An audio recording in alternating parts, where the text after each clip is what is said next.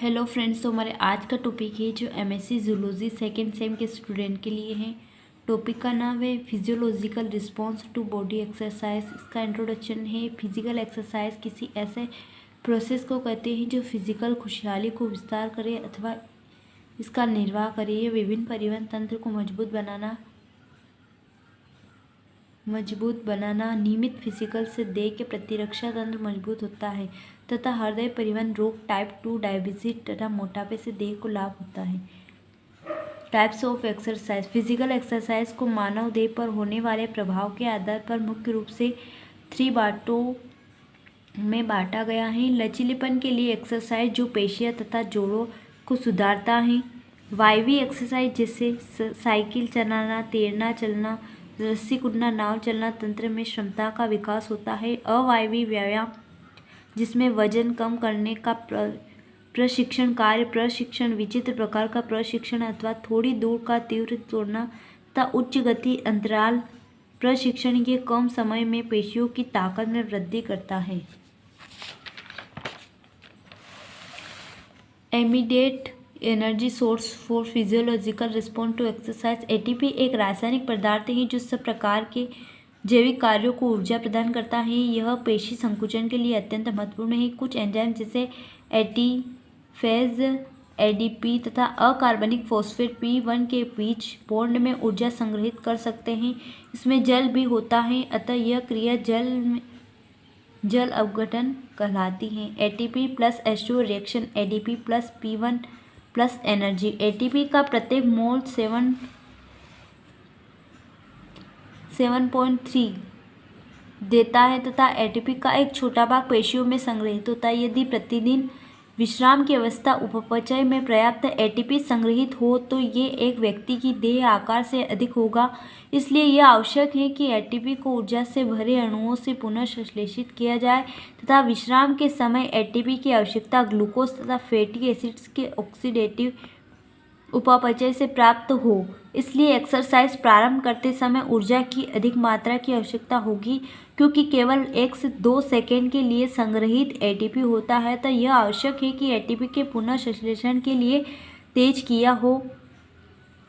एडिनिलेट kinase reaction. यह एक वैकल्पिक स्रोत है जिसमें एडिनिलेट काइनेस अनुक्रिया जो एटीपी निर्माण में परिणत होती है। एटीपी के 2 अणुओं द्वारा एडिनोसाइन मोनोफॉस्फेट AMP तथा एटीपी में परिवर्तित होने में रहती है। पेशियों में संग्रहित फॉस्फोक्रिएटाइन की यूज से अधिक ऊर्जा मिलती है। Phosphocreatine system. फॉस्फोक्रिएटाइन एक अन्य उच्च ऊर्जा वाला यौगिक है जिसमें एक उच्च ऊर्जा फॉस्फेट बॉन्ड होता है जो जल अपघटन के बाद ऊर्जा उत्पादित करता है तथा एटीपी को पुनः संश्लेषित करता है। PCR plus ADP reaction ATP plus PCR।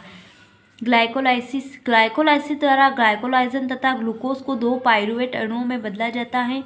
O2 की उपस्थिति में पाइरूवेट एसिटाइल को एंजाइम द्वारा केब साइकिल में प्रवेश करता है।